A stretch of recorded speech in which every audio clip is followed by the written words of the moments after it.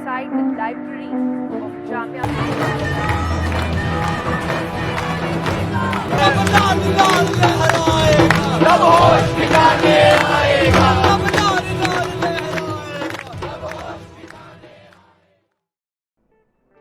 साथियों, आज हम बात करेंगे हैदराबाद विश्वविद्यालय के छात्र सूर्य प्रताप भारती की, जिनको अस्पताल की लापरवाही की वजह से अपनी जान गंवानी पड़ी।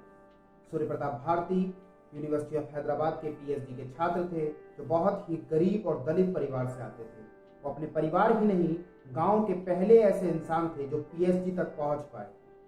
उनकी मौत के राज से पर्दाफाश करने के लिए न्यूज़ मीटर ने एक आर्टिकल लिखा, जिसमें उन्होंने सूर्या के दोस्तों और हैदराबाद विश्वविद्यालय स्टूडेंट यूनियन मेंबर से बात की, जिसमें उन्होंने बताया कि सूर्या को 17 अगस्त को एक्यूट स्किमर स्ट्रोक आया, जिसके बाद उन्हें यूनिवर्सिटी के हेल्थ सेंटर ले जाया गया।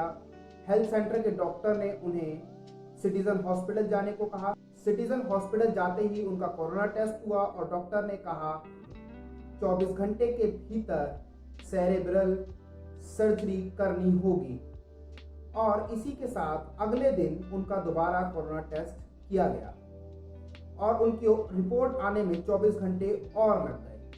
18 से 19 अगस्त के बीच उन्हें आइसोलेशन वार्ड में रखा गया, जहां उनसे मिलने की किसी को भी कोई अनुमति नहीं थी, और इसी बीच उनका कोई इलाज भी नहीं किया गया। उनकी हालत बिगड़ती देख उन्हें वेंटिलेटर पर रखा गया। वहीं 2 दिन के बाद उनकी रिपोर्ट जब आई तो उसके अंदर उनकी कोरोना रिपोर्ट पॉजिटिव थी। इसके बाद सिटीजन हॉस्पिटल ने हाथ खड़े कर लिए और कहा कि अब हम इनका ट्रीटमेंट नहीं कर पाएंगे।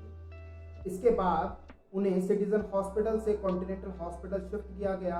वहां जाते ही उन्हें वेंटिलेटर पर शिफ्ट किया गया और डॉक्टरों ने कहा इनके बचने के बहुत कम चांसेस हैं।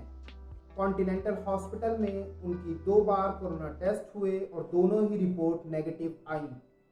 अंततः 21 अगस्त को शाम 4:11 पर इस देश ने एक होनहार छात्र खो दिया।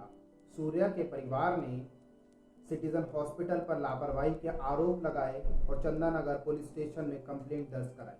वहीं investigation officer sub inspector Pasha जब सिटीजन हॉस्पिटल गए तो वहां पर डॉक्टर्स मौजूद नहीं थे।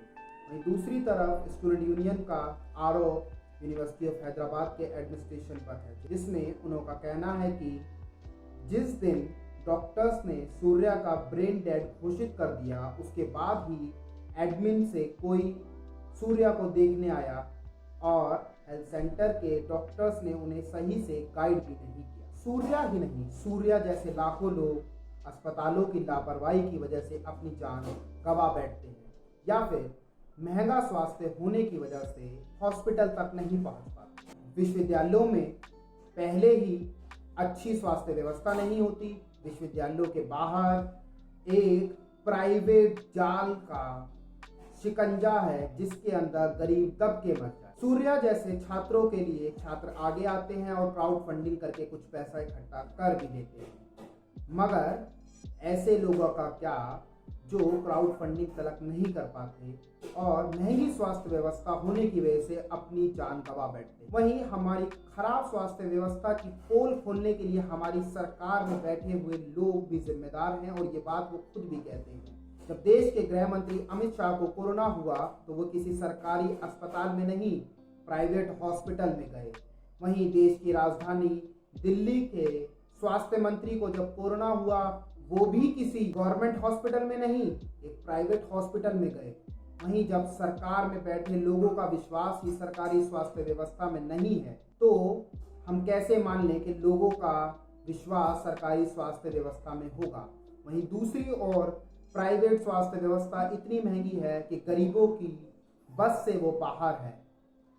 इन सब से ऊपर भारत की स्वास्थ्य व्यवस्था में 11,000 लोगों पे मात्र एक डॉक्टर है, और ग्रामीण क्षेत्रों में ये हालात और भी बेकार हैं।